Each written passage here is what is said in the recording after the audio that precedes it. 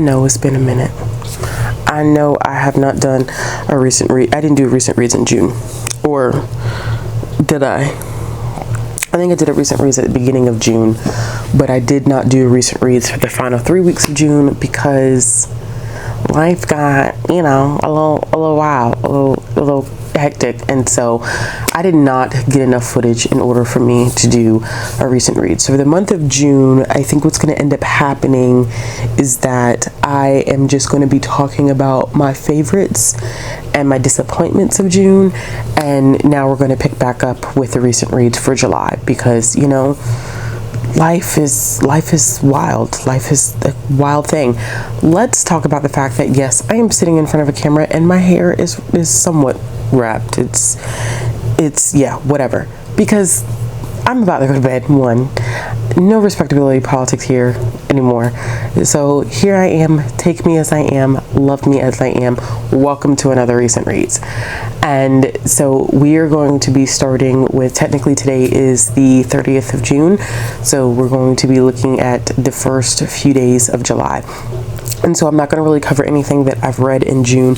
I will talk about the thing that I literally just finished, which will probably end up being, it's going to be my last read for June. And that was Seaside Stranger, volume number 3. I read volume number 2 also this month. And so I am caught up. I am waiting for my library's copy of volume 4 to come in. I think it's still in like just ordered status, but this has been an interesting series. It's been very real, and so I am not an experienced BL manga reader, but I know that a lot of reviews that I've personally been seeing of Seaside Stranger is that it is very realistic. It is very good at showcasing not only just the good, cute, and fluffy stuff of the relationship, but also the difficulties that they have. And I have to agree with that assessment, because what's happening is I don't know if I've talked about the premise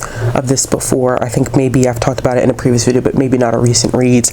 And so what happens in the story is that we have two guys, and they end up meeting, and one of them ends up going away for school, and he comes back and he wants to make a relationship work, when the other guy was like wanting to make a relationship, or something happened between the two of them when they first met and it just didn't work out that way. And so now they're trying to figure out the dynamics of their relationship. And you know, the younger guy is definitely more positive, and I should just start using their names. This is Mio, this is Shun, and Mio is definitely more positive than Shun is about their whole relationship. And I think we're getting a good exploration of identity, because Shun is gay. He identifies as gay. He's openly gay. And Mio is not gay. Mio says that, you know, he likes women, but he just happened to fall in love with Shun. And so we are looking at a couple of possibilities in terms of his identity, and it's not explicitly stated. And in this volume, they're still at Shun's hometown, because in volume 2 they go there, and in this one they're still there and they're getting used to their new family dynamics. Shun is really struggling with why Mio even wants to be with him when he has so much going for himself, you know, whether that's accumulated wealth, having a steady job, being on his own, whereas Shun is older and he's back at home living with his parents. He's a struggling writer, and so he's having some self-esteem things go on, and we get to see that really play out in this one. And I'm really enjoying the series. I can't wait until I get my hands on volume 4. I'm trying to figure out if this is one that I want to collect for myself. It's going to depend solely upon whether I want to reread it or not.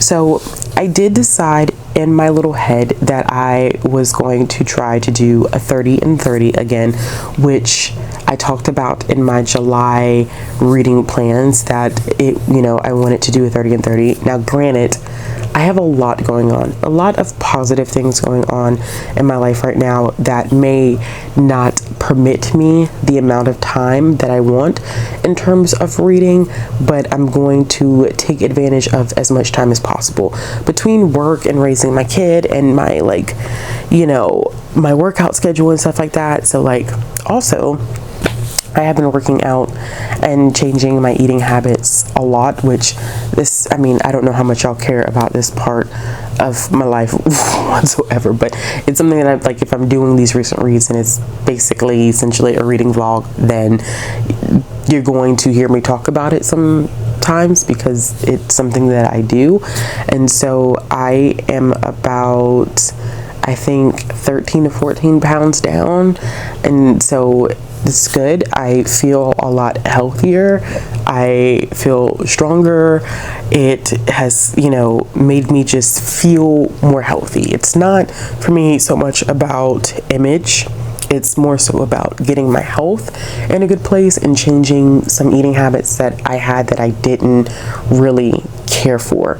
Like, I'm an emotional eater, so keeping my emotions in check and not using food as a coping mechanism has been a very huge thing for me, and so it's really helped. But yeah, between, you know, my workout schedule and work and raising the little one and other stuff, it's a lot to ask myself to do 30 and 30, but I'm gonna try.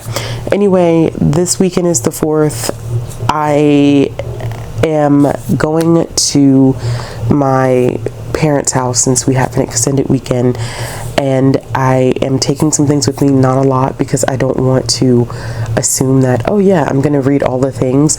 It's not gonna happen. I always have those intentions, and those intentions like never get met. But I do have some manga that I am taking, because if I'm gonna do the 30 and 30, then I need to have a volume of manga for each day, without a doubt. So I wanted to continue with Skip and Loafer. I had started Skip and Loafer, had read volumes 1 and 2, and had not continued the series. So I have volume 3 of Skip and Loafer.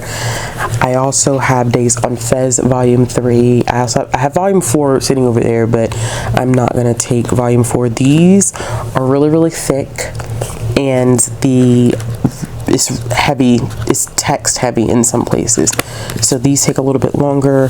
I do want to read a Galaxy Next Door, because this is due back as soon as we open back up from the break. And then the other two ones that I'm trying to pick up, Dr. Stone volume 3, because I've been waiting to read this, and like I said, I was collecting Dr. Stone, but I stopped because volume 2 just didn't hit hard enough for me. They want to continue to collect. And then I am also reading Beastars volume 2. Yeah, volume 2.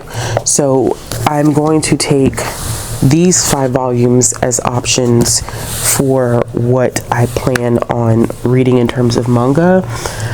I am taking one of the physical books off of my July reading plans video with me, and that's Woman of Light. I don't know how much of this I will end up making it through, but I do plan on reading a good chunk of it, and I think that's probably going to be most of the stuff that I'm going to end up taking with me when I go to see my parents this weekend. I have audiobooks out the wazoo. One of the audiobooks that I'm probably going to end up finishing like tomorrow, even before we get to my parents' house, because I only have 3 hours left, is Onyeka and the Academy of the Sun, which is really cool. It definitely is like a middle grade X-Men, but a little bit cooler in some ways. I'm really enjoying it. This is definitely like a first novel of the series. It's a lot of pacing things going on, but I am 60% done with that one, so that is one that I probably will end up finishing, like literally I probably will end up finishing that one tomorrow. I need to get through, I have to decide whether I am going to listen to Kings of Be-More next or Hell Followed Us. Those are the two that I have to decide between, because those are the ones with the quickest due dates on my Libby. And then I don't think I have anything else that's really pressing. I got some stuff from Libro FM, but we're gonna see how I feel. But that's it for right now. It is going on 11:30, so it is late. Unfortunately, it's going on 11:30, so it is time for me to go ahead and jump in the bed because I have to get up early. I have some things that I have to do at work tomorrow that I need to be ready to go with. Before I do go to sleep, though, I am going to pick up Sakamoto's swim club. It takes place in Hawaii, and it's about a science teacher's approach to turning, I think, a swim team into Olympians. This is very interesting. I do not know anything about this at all, but it's one of those children's like nonfiction picture books. So I was like, oh yeah, I definitely need to pick that up. So before I go to sleep, I will be reading this one, and then we will go from there. And the next time that I have a chance, I will check in with y'all. It's good to be sitting down doing another recent reads now that things have calmed down just a bit, but I'm probably going to pick up again. But I will check in later.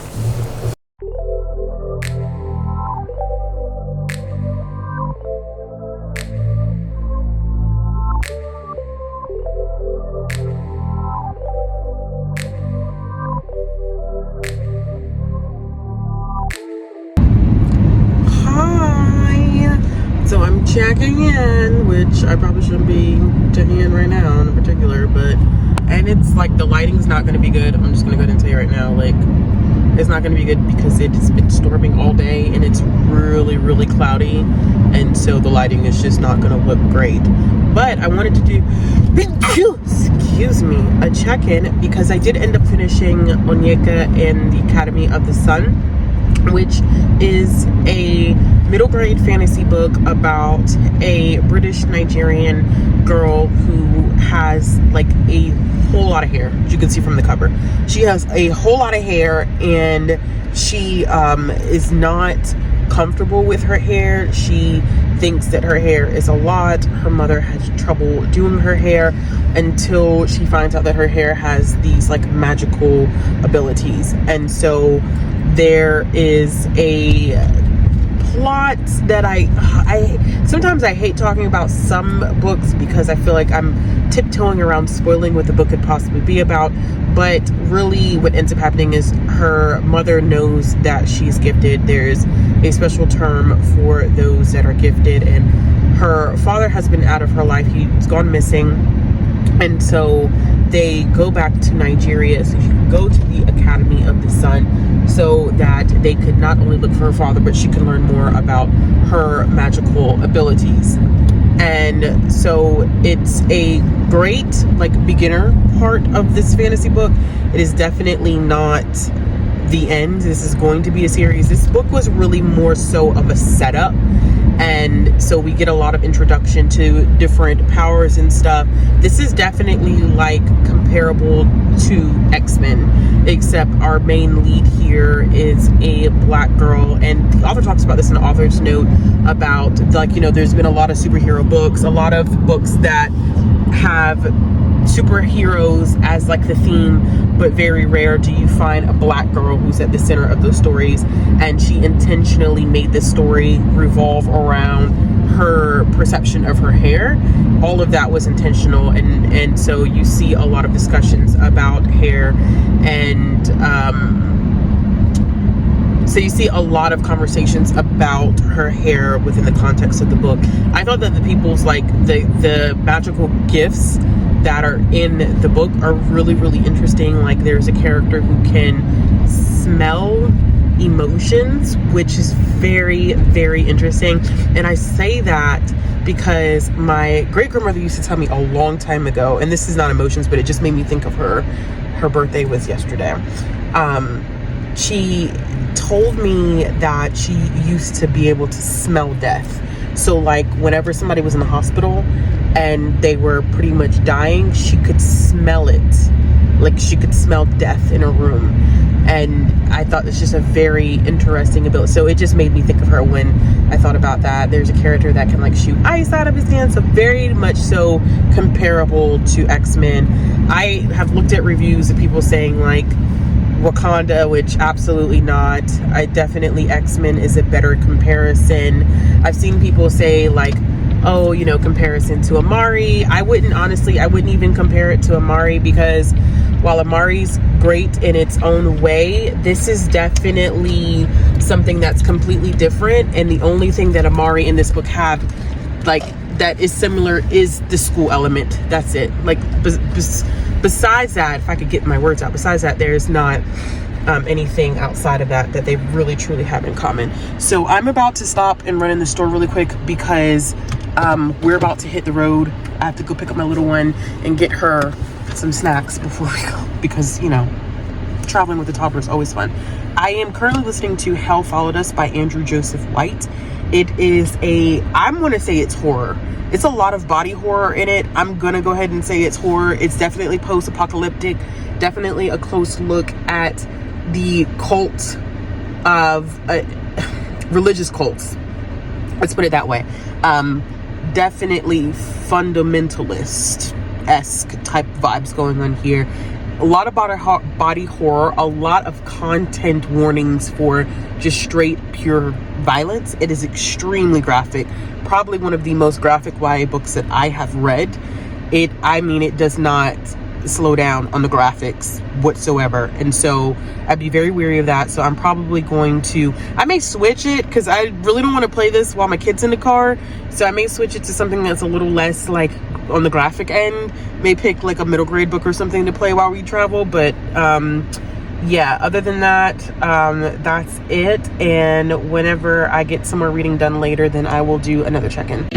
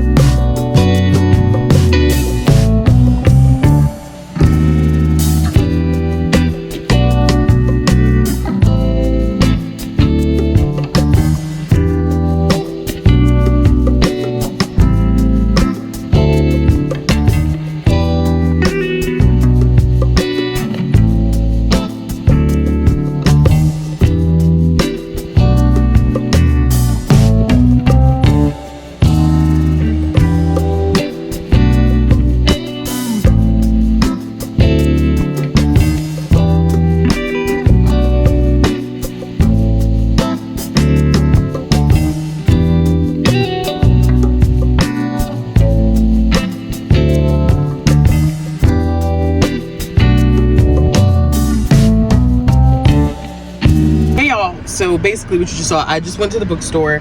I have a friend who has a daughter who has a birthday tomorrow, and I asked what she wanted, and she said that her daughter enjoys anime and manga, so Books A Million was having a buy two get one free on manga. So I went to go get her 3 volumes of manga, and then I also picked myself up some stuff. So I will show you what I ended up getting myself, and then I just ended up getting her some like beginner stuff like Haikyuu, Komi Can't Communicate, and then the 3rd volume that I got, what did I get her for the 3rd one? I think I may have gotten, not remembering what I got as the 3rd volume. Oh, My Hero Academia is the 3rd one that I got her. But I got myself some because why not? And it was so hard because I was about to get myself 6 volumes, and I was like, no ma'am, not in this economy are you gonna go out and buy 6 volumes of manga just because it's on sale. So I got Love is War, which I started watching this anime and really, oh gosh, it's hilarious. So when I saw the manga, I was like, oh, I need to pick this up because the anime is hilarious. I got Days of Love at Seagull Villa, which is a Yuri. I'm excited to read this one. I feel like maybe Shay or somebody has talked about that. Like, a lot of these recommendations I get from Shay, Izzy, and Tamika. Like, let's be for real here, okay? Let's be honest. And then, of course, I had to get Sweat and Soap volume number 5. I ended up, and this is also a check-in, I ended up reading volume number 3 of Sweat and Soap. Loved it. So cute. Oh my gosh. I love this manga series. It is amazing. It is everything. I am absolutely loving it. So I ended up reading that. I also started Galaxy Next Door, which is another manga series about this girl who's coming from a completely different planet, and she's working with this guy who's a manga artist, and she's extremely talented. He doesn't realize that she's kind of low-key an alien, and it's cute so far. I'm only about 60 pages in, not that far in. I am still listening to Hell Followed With Us, which is such a dark book, y'all. It is. Why are you pulling your monster truck right next to me? God, I hate living here. Well, I don't live here anymore, but I just hate being here. I am about 50-something% into that one. Probably like, I would say maybe around 55% into that one. And it is dark. It is a YA fantasy horror. And it plays a lot, like I've talked about earlier in an earlier clip, it plays a lot with religion and the way that people use religion. And it is a group of queer teens who are finding sanctuary basically at this center, and it's gruesome. It is gory. I don't even know how to explain it. Like, the angels in this book are not good. Then they have some really weird creatures called graces, which have like multiple arms and multiple eyes and like body like issues, like gory sludge, black sludge. It's a lot of content warnings for this. So basically our main character is trans, and he has lived under a oppressive fundamentalist type of group, with his mother being the leader, being super dedicated to it, and his father not so much. And there's this, basically it's like this end of the world thing that happens that I'm thinking that his fundamentalist group kind of initiated.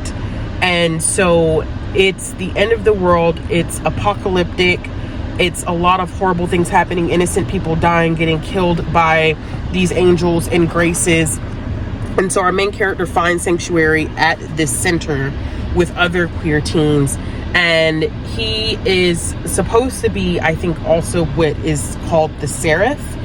And so he's supposed to provide redemption and really lead everyone forward. But it's strange. The weirdest thing about this book, honestly, and it's probably why I'm struggling to kind of describe it, is that it's one of those books where the fantasy elements get revealed piece by piece.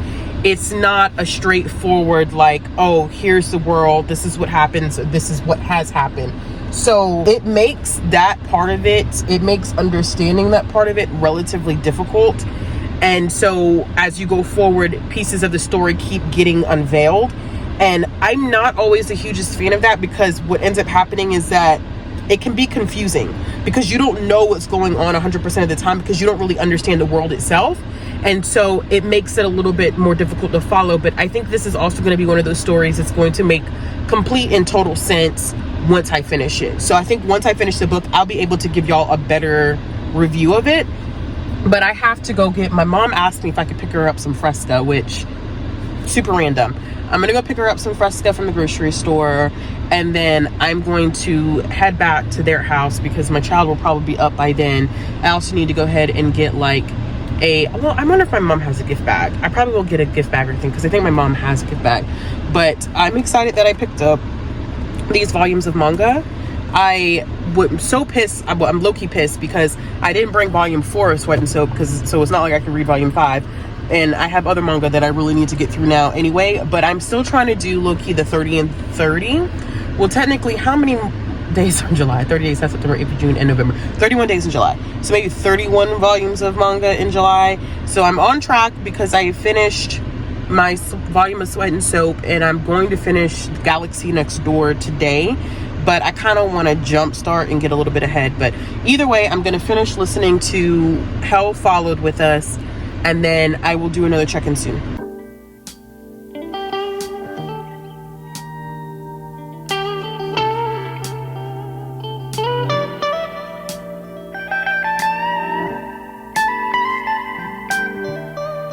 Like, this is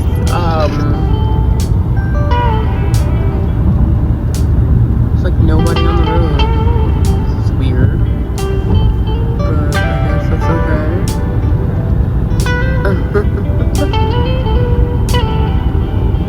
Yeah, that's strange.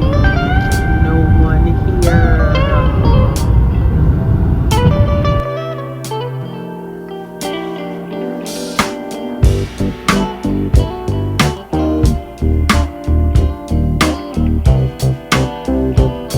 Hey y'all, just doing a check-in. I literally just finished doing a workout and showering, so I am actually like really tired.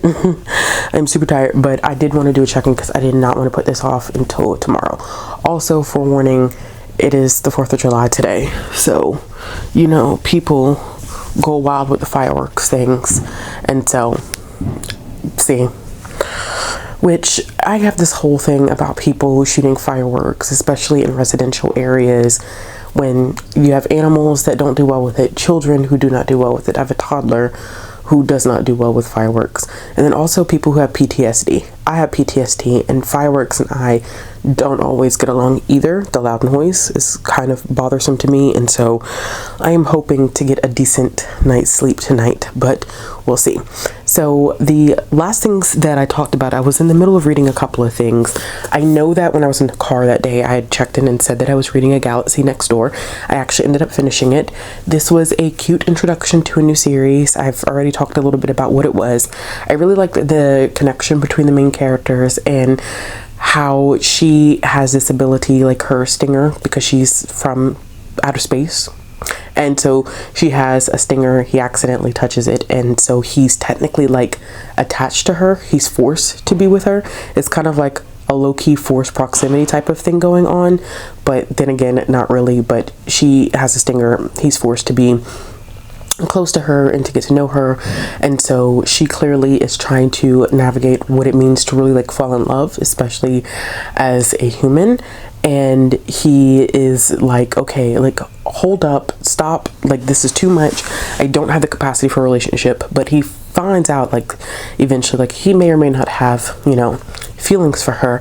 And so this is really like a setup. This is a beginning of a series. It's clear that, I mean, it's volume 1, but it's clear that this is going to be the beginning of a series. It definitely has some sci-fi elements to it.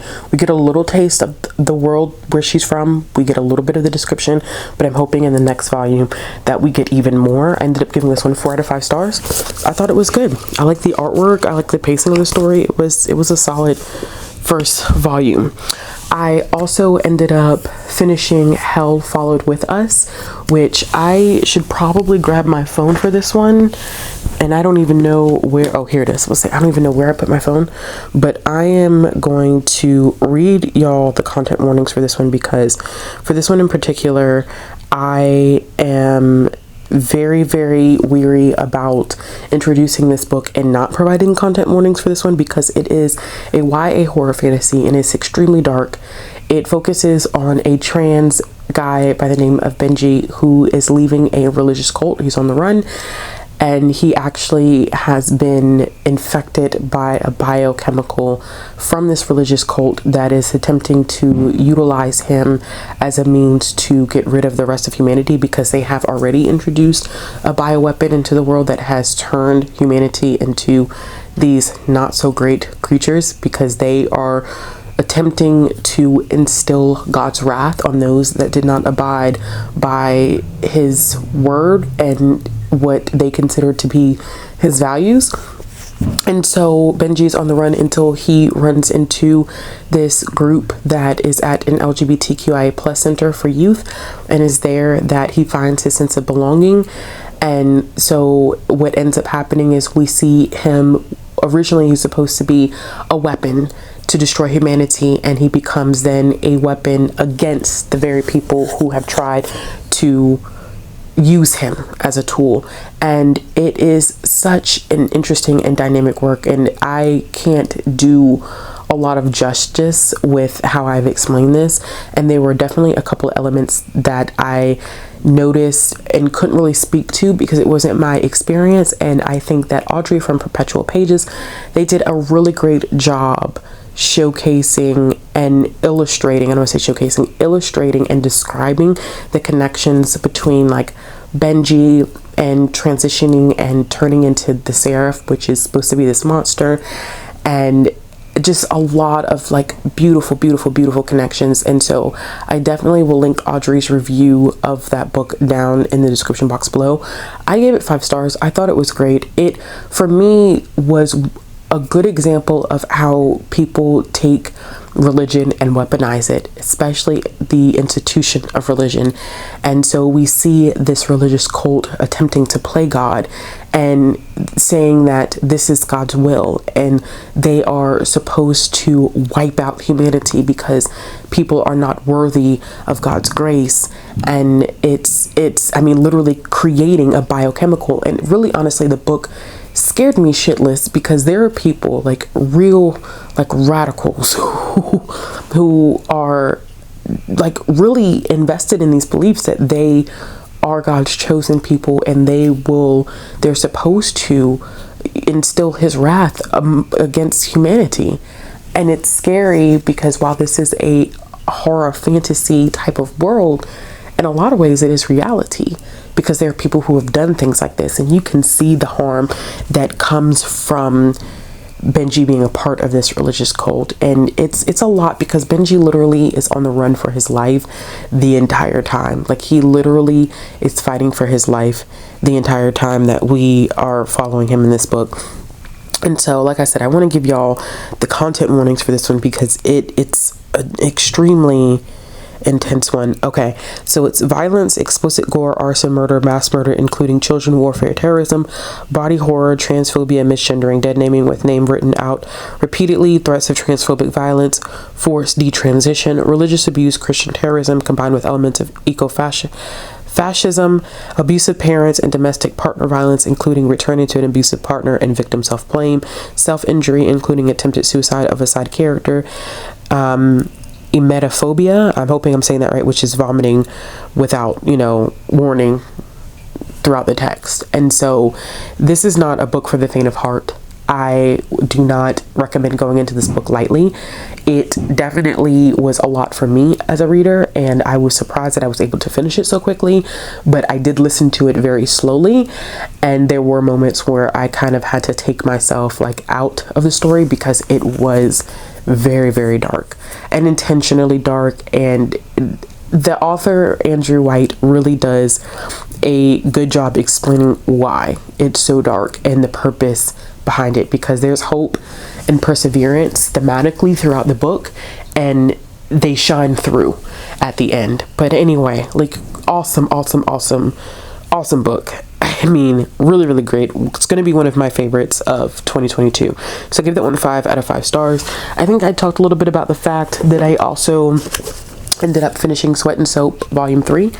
It was great. It's cute. I talked about it being one of my favorite manga, probably like of all time now, and that is true. I definitely now am back home, so I have access to Volume 4, and I just recently purchased Volume 5. So this was a 5 out of 5 star read for me. We are doing like good so far this month, with it only being the 4th. We're doing really good with what I'm enjoying. I also ended up finishing Days on Fez Volume number 3.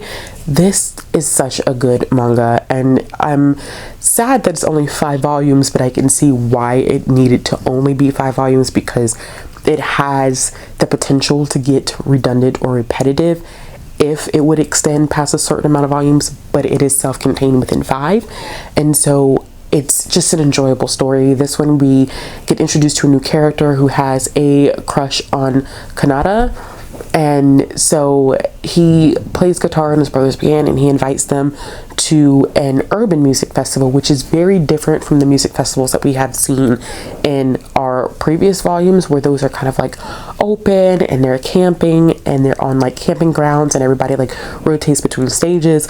This specific music festival actually takes place within different like clubs, and so they're very closely connected. They're not as widespread as the other venues that they had been to, and it was just interesting seeing it from that perspective. We get some more insight to a couple of our characters, and then a huge last chunk of this was a backstory on there are two main characters. One of their favorite bands is Days on Youth, and so we actually get a backstory to the lead singer from Days on Youth, which I thought was interesting. I'm wondering if it's going to tie more into volume 4 and whether we're going to see more of that in volume 4. I actually have volume 4. Oh no, don't fall, it's gonna fall.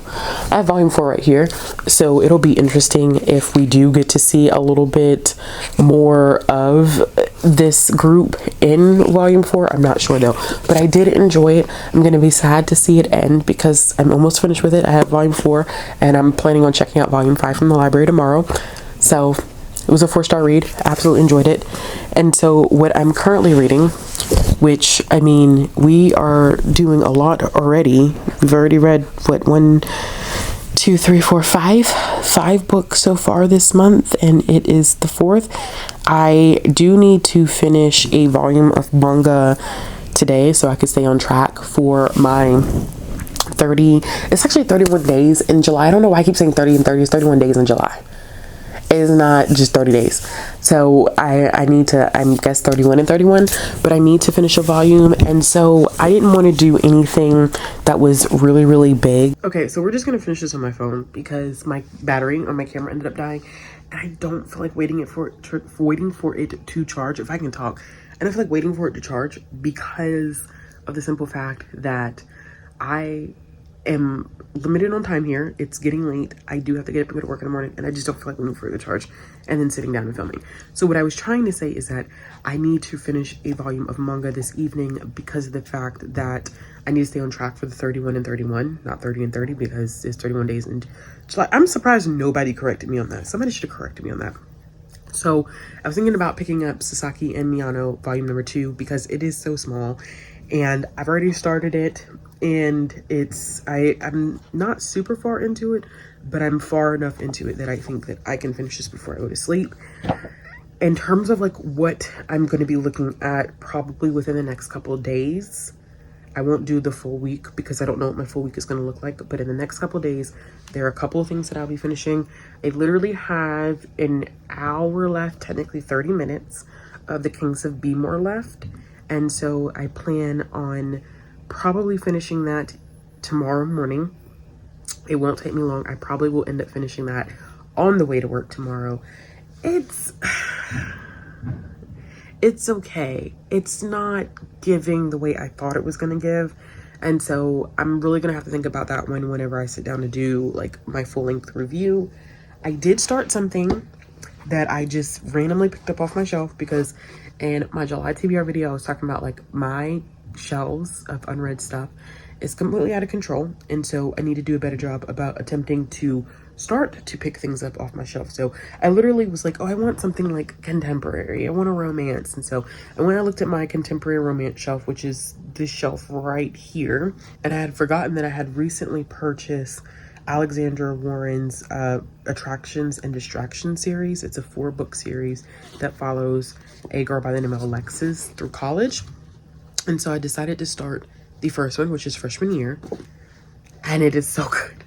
It's so readable. It's so easy to just like, I literally I'm flying through this. It's a little over 300 pages, but I'm already 100 pages in. And so I probably will end up finishing this in the next couple of days because it's so good. I was supposed to work out as soon as I put baby girl to bed, and I was like, wait, but I want to read more of my book. And so I had to put myself on a page limit with this.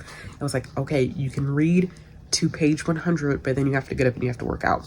So I probably will read a little bit. Like I said, I want to finish Sasaki and Miyano volume number 2, but then I low-key want to read just a little bit more of this, but I don't know if I'll have time.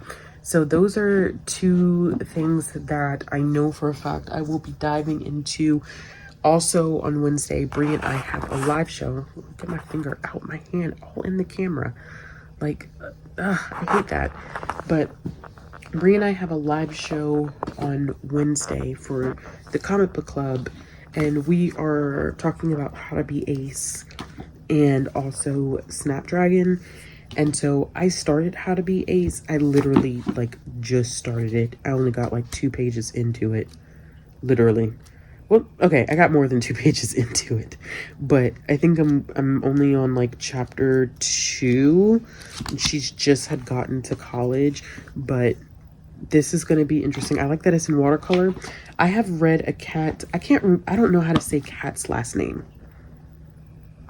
I don't know if it's Cat Lee or Lane.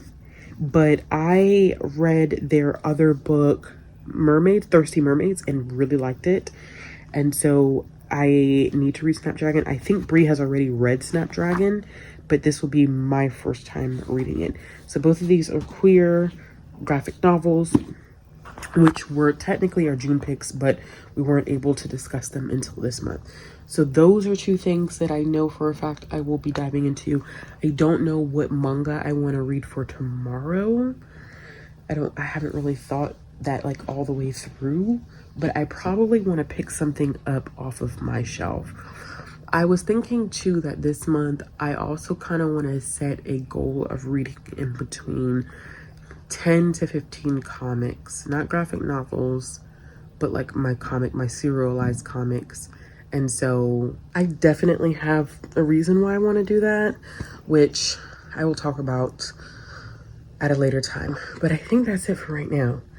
I think we're caught up on everything that I am currently reading and what I've read so far. And so we'll keep going. I think I'm going to try to get this video out on Saturday. And I think what I'll do from here on out is probably Saturday to Saturday, because that seems to work really well. Saturday to Saturday. All right. I will check in with y'all tomorrow. Good morning.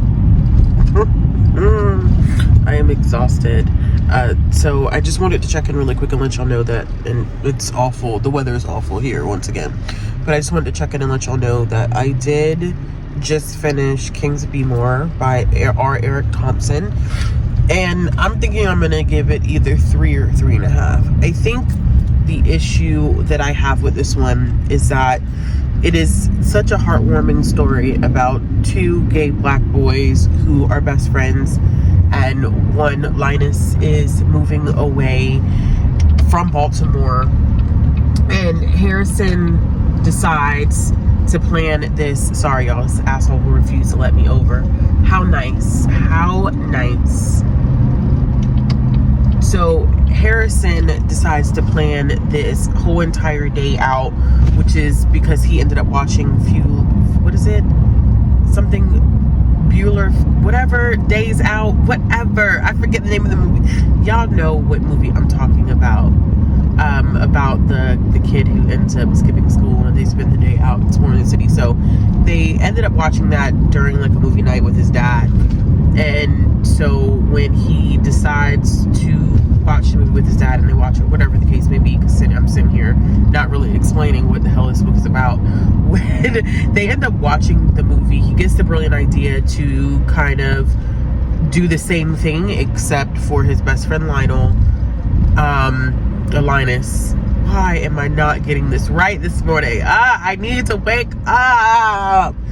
So he decides to do the same thing for his friend Linus, and he plans this entire day of them going out and doing things around the city of Baltimore and like going to Pride for the first time and all that stuff. And like those elements of it were really cute. I thought the ending was really cute because the 2 of them are super close and they have this bond that they don't even know like how to express how they really feel for each other. It's a really deep love in terms of friendship, so it is no like romantic elements of it. It's definitely a focus on friendship, which I absolutely adored. But here's the thing, a lot of what I enjoyed was overshadowed by this need to talk about how the world does not like black boys. And while that is true, I would never deny that. I just feel like if this was supposed to be a book that focused on their friendship and their joy and the love that they shared, like, I did not want that to be overtaken by descriptions of them getting followed in the museum and people harassing them because they're black boys, and their parents constantly saying stuff like, you know, we don't know what could happen. Like, their parents have them on tracking devices because they're like, we live in a world where we don't know what could possibly happen to you because you're a black boy, and, you know, cases of mistaken identity. And I'm like, I get it, because I'm a parent, and though I do not have a son, so I don't understand it from that perspective, but I am raising a little black girl, and I understand that. I do get it, but it doesn't always have to be in everything. Like, it just doesn't have to be in every narrative by, you know, for our black kids. Like, this could have been a book where we explored black queerness in a joyful way without it having to be so downtrodden by what it's like to be black in America. At this point, it's like, I think people are either going to get it, and if they don't get it, they will take the initiative to know. But I think we're past the point where black people need to continuously educate people on what it's like. I mean, if that's the narrative of the book, if that's what the book is about, then that's what the book is about. But to put this in a book where we literally could have been doing nothing but black boy joy, black queer boy joy, and focusing on these two black boys who are both gay, who love each other dearly, who are the best of friends, like, that should have been the focus. Hyper fixating on the black experience in America in terms of race relations just kind of, it'll take you out of the story. And I'm not saying that those conversations aren't important or that they're not necessary, but the issue that I feel like we're having now is that we must include some element of black trauma in order to sell, and that's just not fair, because our kids deserve stories where they're just doing things that kids do. If this just would have been a Ferris Bueller, whatever, I can't remember the name of the damn movie. If this would have just been like a loose fitting adaptation of that, and we just, with the narrative of two black boys, like, just doing things, just having fun and working out their relationship and working out their family relationships, like, I just don't feel like that element needed to be in there. And so that just, it made it disappointing, and it kind of did take me out of the story itself, because I was like, dang, like, you know, they already have enough going on with the two of them having to emotionally deal with the fact that they're being separated from one another. But, you know, it's like, oh, well, let's throw in the fact that, like, they're gonna face racism and discrimination while on it. Like, I just, it happens and it's reality, but I think that sometimes our kids just need a story where that's not everything, and it's not always constantly a part of their story. Like, they need to see just joy and happiness like every other group of people, you know? So, I mean, it still was a good story. I think if you are not a theater kid, if you're not a fan of the theater either, you may not like the theater references, because Harrison is very much so a theater kid. He loves the theater. He loves Hamilton. He loves so many different elements about the theater. It's a lot of references to a lot of different theater shows, and so some of them I caught on to because I myself do enjoy musicals. I do like theater, but I can understand, like, if somebody did not, you know, watch the, you know, musicals, or was not a fan of theater, how that also could be a lot, because it's a lot of references. It's a lot of, once again, pop culture references that it kind of works depending upon the audience, and in some ways it doesn't work. Like I said, if you have readers who are not like huge theater kids, then they may not get the references as much. So we're going with probably like a 3 or 3.5. I'll make a final decision when I do sit down and do my full written review. I am going to be listening to one other thing today. I have two things kind of low-key lined up. So I have this book called Jumper, which has disability representation in it. One of our characters has diabetes, I believe, and she wants to be a firefighter, and she wants to take the firefighter test, and she lies about being a diabetic when she takes a firefighter test. So that's not good. Not supposed to do that, because I think it would have disqualified her or something along those lines. Anyway, it's about her and her best friend becoming part of a firefighter crew, and that one's really short. It's 6 hours, so I probably listen to it at about 1.75 speed, which means that I probably will finish it this morning sometime, because I have some desk work to do today. And I also, last night when I was going to sleep, I am now listening to my audiobooks while I go to sleep. I put it on a timer because blue light stuff, I used to sleep with the TV on a lot, and now I've stopped because the blue light is not good for my sleeping patterns. So I started listening to Ruin of Kings by Jennifer Lyons, which is this fantasy series, which I feel like is kind of a hit or miss for people. I got the first book on audio. It's about 27 hours, and I'm only about an hour into it. So I think I will, over the course of the week, I will dip in and out of that audiobook. I don't think I'm going to listen to it straight through. And so I have that. I also brought my copy of Alexandra Warren's book, so I can listen to it. So I can read it during my lunch period. So I did bring my copy of Attractions and Distractions freshman year. I did end up reading a little bit more of this last night. Not a lot of it, just a little bit. And I'm 135 pages into it. I'm hoping to knock out some more. And then I also brought two graphic things to kind of work through.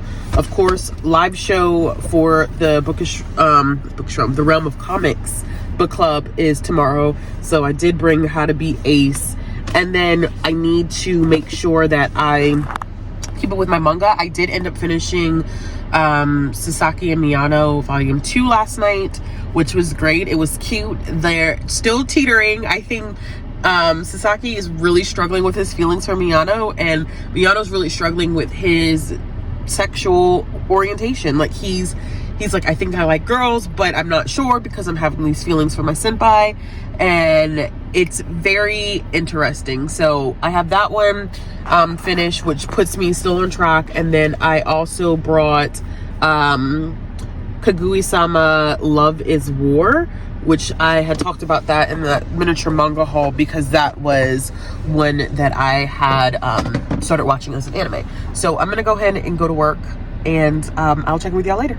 50 feet, or I'm fighting you in these streets. Exactly. Rebecca just wouldn't. But what was even interesting for me though is seeing Rebecca having to when they got with their partner, how they felt more comfortable with touch, because it was something that they knew, they trusted their partner to know that they would never put them in a situation where they would be made to feel uncomfortable.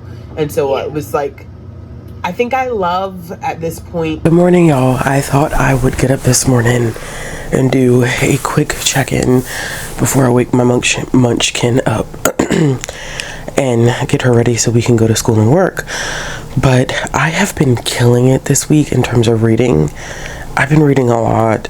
I don't know what has been going on necessarily. I think I just have, I don't know. I just, maybe because I have a lot on my mind, and so reading becomes an escape. So I have to be mindful of that, because I also don't want it to be a situation where I am reading because I'm not coping. So I'm going to keep an eye on that. But I already talked about Kings of Be More, but there's a couple things that I've read that I want to update y'all on, and then also talk about what some of my reading plans are for the next couple of days. I think today's Thursday, so probably between today and tomorrow. I did end up talking about Kings of Be More. I read Jumper. which I talked about that a little bit in the car, and I gave it a 1-star review. Jumper was a huge disappointment because the representation just was not good. It focuses on a girl who is a wildlife firefighter. She's going into her second year of doing it. Then there's an all call for smoke jumpers, and so she decides to apply with her best friend to become a smoke jumper, and they go through this intense training and stuff. And those elements of it were really, really interesting. Like, I like the idea of this new kind of like background being brought into YA. Like, I've never seen a book that solely focuses on like firefighters and smoke jumping and stuff like that, and so I thought that was interesting. However, the pitfall of this book was definitely the representation. It is supposed to be sapphic, but it feels checkboxy, like, because it's the thing to do. Let's add a sapphic romance. Like, none of that stuff is fully developed.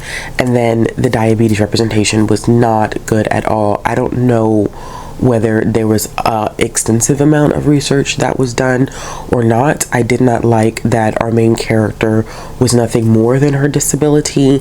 I don't like that it solely focused on the idea of our main character like overcoming her disability. Like, I am always very weary sometimes of YA books that have disability representation because they often don't paint the person with the disability as being a whole person. And for me, that is extremely problematic because disabled people live full and fulfilling lives. Like, let's stop painting this picture as if they don't. And so I kind of got that vibe from it. And then there's this article in Publishers Weekly where the author explicitly says, it was a 4-question interview, which I will link the interview down in the description box below, where she talks about the fact that Melanie Crowder, who's the author, talks about the fact that the main character originally was supposed to have a rib injury, and then her editor came back and was like, this needs to be an internal conflict, so let's make her diabetic. And it's like, who does shit like that? Like, why would you do something like that? First of all, you don't just choose a disability and say, oh, this is going to be her internal conflict. Like, your character didn't start having a disability, and it shows that your character did not originally have a disability because no one took the thought and the care to accurately depict what it's like to have type 1 diabetes. I grew up around a long line of family that's diabetics. The only one in my family on my mother's side that's not diabetic is my mother. And so I've grown up around it. I don't know firsthand what it's like because I am not a diabetic, but I know some things from being around diabetics all the time. I would just recommend like checking out people who are diabetics that have written reviews of this book and talk about how harmful the representation could be, especially people who have type 1 diabetes. And so it was just not a good read, and it was so disappointing because I was really looking forward to reading that one. Like, I thought this was going to be something that was new and unique, and I was going to really just love it, and I didn't. I don't think I got the chance to talk about Sasaki Miyano. I don't think I talked about this one. If I did, I apologize, but this was really good. This was a 4-star read for me. It continues on with Sasaki Miyano. I loved that Sasaki is trying to contemplate like what comes next because of the fact that I am about to graduate and Miyano's going to be here, and clearly I have feelings for him. Miyano's going through the phases of like trying to figure out how he feels about Sasaki and realizing that Sasaki does have feelings for him, and him trying to figure out, well, like, do I like him? Like, do I just like girls, or is this more? So it's kind of like an identity thing going on with Miyano. I love that they have just such a sweet and charming relationship, and that they definitely get along in unexpected ways, and I absolutely just love that they get along in unexpected ways, and that they are literally living out BL tropes, and they're BL fanboys without realizing that they're living out BL tropes. It is cute. I do have volume number 3 of the series here. I will probably pick this up before the week is over, probably before I wrap up this recent reads. I will end up finishing up volume 3, but I have some other stuff that I'm going to read. First, I also finished How to Be Ace and Snapdragon. These are 2 that we picked for our Realm of Comics book club. Bree and I ended up talking about these last night, so I'm not going to talk about these too heavily, but by the time that this goes up, we would have had our live show already. So I'm going to leave the live show in the card symbol above. These are great, y'all. I gave How to Be Ace 5 stars and Snapdragon 4 stars. Brie and I were talking last night, and How to Be Ace feels like a condensed down, more accessible version of Ace by Angela Chen. So if you're looking for a way to ease yourself into nonfiction and you want to learn about asexuality, I think that this is a great tool to use to start with. And Snapdragon was just a really, really heartwarming middle grade graphic novel about friendship and not making assumptions about people and identity, and it was just really, really great. I mean, I really enjoyed both of those, and both of those were Brie's picks. Brie did such a great job picking those out. The last thing that I ended up reading, it's one that I had talked about, and that was Attractions and Distractions. This is the first book, which is freshman year, by the series by Alexandra Warren. 4-book series. Each year covers a year of school, and this book is messy. It follows a character by the name of Alexis, and Alexis is entering college for the first time. Clearly, because she's a freshman, duh. She's entering college for the first time, and she is torn between these two guys, Jaden and Tyree, and we get all three of their perspectives, and it is messy because I think relationships and love in college are messy, and so we see this firsthand. There's a lot of back and forth. Some aspects of it, like, I did not care for. Like, Tyree was extremely cocky and he was not my fave, and so I kind of automatically drifted towards wanting to see Alexis and Jaden together. But their relationship is also extremely toxic, and a lot of that is attributed to the fact that Alexis has had like really bad familial issues, and her relationship with her dad is not good, relationship with her mom is not good, and so she has a lot of trouble like letting down her guard and really trusting people and feeling like there is any way that she could possibly love someone. So we see that play out a lot in this book, unfortunately, and it really does impact and damage their relationship. This is a really, really quick read. It's super fast paced. I don't know how much like other people may enjoy. Like, this is Alexandra Warren's first book, and I could tell from like books that I've read of hers that are later in this one that it is her first book. But this is like a cross between like a contemporary romance and has a tad bit of street elements to it that I enjoy, like street lit elements to it that I personally enjoy. So it might be a different take for some people. Like, that's how it felt, kind of a slight, very minimal, not extreme, like a slight cross between the two. And so I can't believe I read this as fast. Like, I literally read this in 24 hours because it was just so good and so messy and so dramatic. I actually did end up picking up the second one. I think I have it right here, if I'm not mistaken. Yeah, I do. I think I do. Yeah, I do. I have it right here. So I do have the second one, which is Attractions and Distractions sophomore year. This one is significantly shorter. I don't know why this one is so short. I don't even think it's 200 pages long. It's not even 200 pages long. And so I'm already 30 pages into this one. So I probably will end up finishing this one before the end of the week as well. They're really, really quick reads. Okay, let me hurry up because we do have to get ready to go. I am super behind on my manga. I think I'm 3 volumes behind at this point, which not sure what that says about me. So I have some volumes picked up that I do want to read today. I did end up checking out Days on Fez Volume 5. I'm not planning on reading that just yet because I haven't read Volume 4 yet. But hold on, let me go get the manga that I do plan on reading. 3 volumes picked out. The first being Kama-sama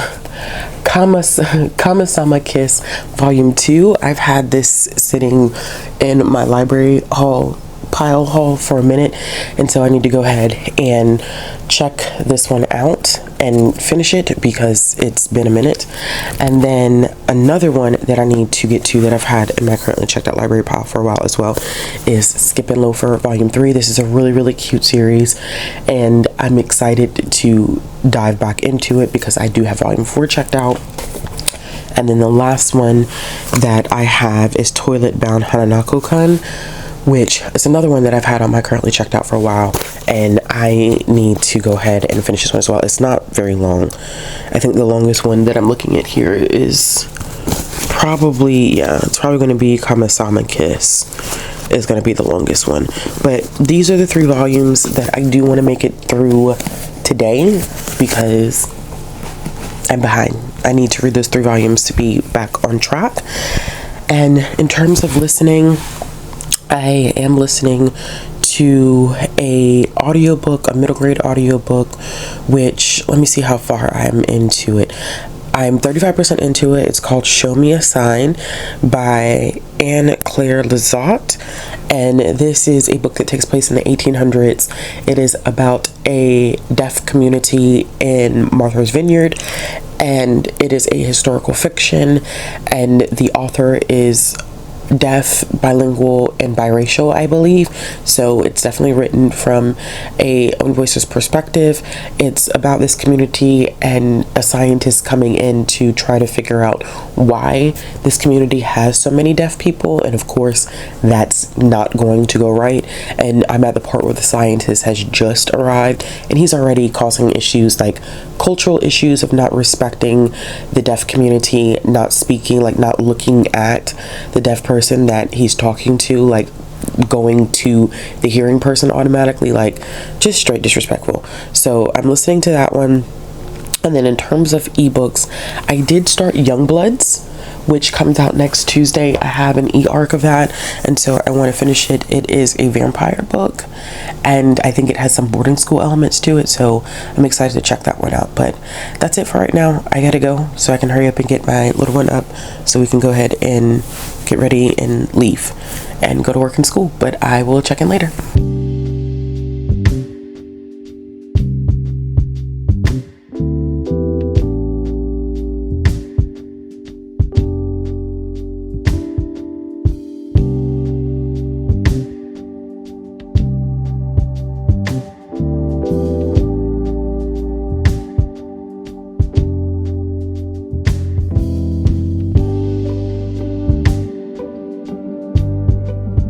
Hey y'all, welcome to the end of this vlog. I actually started editing this vlog and it's gonna be a long one.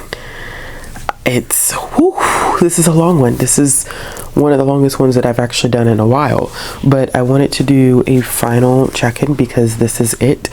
I'm stopping it here because there's a lot of books that I end up talking about in this whole recent reads. It's a lot of books because I've been reading a lot, but I did end up finishing some more manga, and so I did end up finishing Zom 100. And so this one is going to be one that I will recommend to a certain group of individuals. It's somewhere, I'm still kind of going back and forth about the rating. I think it's going to be somewhere between a 3.5 to a 4-star read. It is about this guy who gets caught up in his job in an industry where he thought he was going to flourish, and the job is basically sucking him dry. It's very much so a commentary on work-life balance and how corporations just use and abuse employees, and so he's basically feels like his life isn't worth living for, and he's become kind of just like a slob. His whole apartment is full of nothing but trash. It's very interesting, and then all of a sudden there's a zombie apocalypse and he feels so free because he doesn't have to go back to work. This manga is just, it's stupid, but it's enjoyable. Like, that's what's so weird about it. It's like the stupidest thing I have ever read, but I like low-key enjoyed it, which is why like I'm kind of like teetering back and forth between like, what do I rate this, when it's something that like I literally was like, what the fuck is this? And then at the same time I'm like, okay, but you know, like this low-key goes hard because he is finally feeling free because it's a zombie apocalypse, it's the end of the world. He doesn't have to go back to work. And so he's like so enthusiastic and excited and happy about the fact that he doesn't have to go back to work. And like, while everybody's like panicking, oh my gosh, it's a zombie apocalypse, this fool is like, oh my gosh, I have never felt better in my life. So he like puts himself in the weirdest situations with like having to be around the zombies and like, oh, volunteering, like I'll go get groceries, and it's like, but it's a zombie apocalypse. And so he creates this bucket list of things that he wants to do, which is why it's called Zom 100 bucket list of the dead. He creates 100 list of things that he wants to accomplish, and so this is just the introduction to the story. There's some nudity in this, so I'm sure this is rated teen for older teens, because there is some unnecessary nudity in it. Like, okay, I have to tell y'all this, like, it's not really a spoiler, but it kind of low-key is. So now if you don't want to hear it, like, completely mute me, and then, you know, just, I'll tell you when to unmute yourself. I'll hold my hand up when you can unmute yourself. So he didn't confess his love to this girl that he worked with. He had been in love with her for the entire time, but in one of the panels he's like, but she's a side piece of the boss. And basically this girl and the boss like have sex in the office, and he has to overhear it. So he's kind of like, I really love this girl, but at the same time, like, she's sleeping with the boss or whatever. And so when the zombie apocalypse first happens, he's like, oh, this is the perfect time for me to go to her apartment and confess my love to her because she lives close by. And so he goes there, and his boss shows up, and clearly his boss is a zombie. And then of course, if the boss is a zombie, 9 times out of 10 she's probably a zombie too, so she ends up being a zombie as well. And like, but she has like no top on, because I think her and the boss were like in the middle of having sex as they turn into zombies, so they're both like naked. And so he is clearly disappointed, like, damn, like, I'm coming to confess my love and you are a zombie. And so he runs out, and then he's like, in one panel he's like, well, at least I got to see her boobs. And I'm like, what is this? This is not, I promise y'all, this is not going to be the manga for everybody. People are going to be like, it's, you know, objectifying women, and it's just not, it's, and I mean, it's kind of a yes and a no type of thing. I just think that you have to have a certain sense of humor in reading this, and you can't take it seriously. If you go in and you take this seriously, like, you're not gonna enjoy it. It is wild. It is funny. I already had put volume 2 on hold, so clearly I'm going to continue reading it. I don't think this is one that I would ever necessarily collect.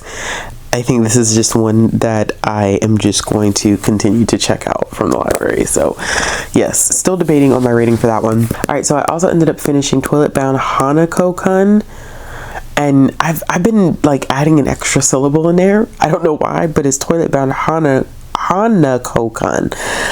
I'm gonna get this right. It's just this I keep adding an extra NA. I feel like I was saying Hanako-Kun. I don't know what I was saying before, but it's Hanako-Kun. And this was a 3-star read for me. Like, it wasn't anything necessarily that captured my attention. It is literally about a girl by the name of Nini who is excited to figure out the school mysteries. So this school has 7 mysteries, and so she wants to figure out the mysteries. And one of the mysteries is Hanako-Kun, who is supposed to be actually a girl who's bound to a toilet, haunts the restroom, whatever. So she finds out, of course, that it's a guy, and that he actually can give her one wish. But in doing one wish, like, she has to give something up. So then he's kind of like, promise me that you'll do labor for me, or whatever. Like, just really weird things. And so it's kind of like them also interacting with the other paranormal elements at the school. And there is a third character that's introduced, because I'm thinking it's going to focus on these 3 main characters.